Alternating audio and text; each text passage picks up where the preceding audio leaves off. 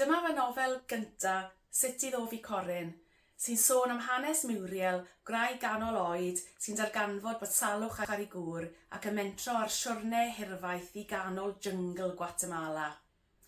A mae'r darn dwi am ddarllen yn sôn am Muriel yn chwilio am hen lyfr eseitiau teuluol ac yn edrych am rhyw ffordd naturiol o wella ei gŵr.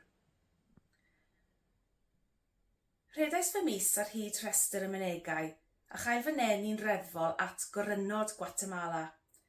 Nid ryseit oedd yno, ond rhyw fath o gerdd. Yng Guatemala rhyfedd bell, mae pryfaid lu i'ch gwneud chi'n well, ond ewch trwy ddrysnu'r dail a'r coed i mewn i'r dwfn yn ysgafn droed. Ni fydd dyn yn troedio'n aml drwy fforest drofannol Tikal, ac yno chweri'r ffidlwr bach yn sŵn y mwncwn ar awyr iach. Dan dail mawr gwyrdd a morgrig triw, dan wres trofannol ac adar lliw. Mae yno'n ffidlo un gan ddi sŵn, dan wych ystlumod a'r crics a'i grŵn. Daliwch un a thorwch ei groen, can syno mae'r gwenwyn i ddifa eich poen.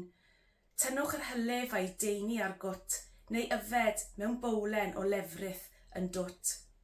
Nid yw'n gweithio i bawb, dim ond i rai.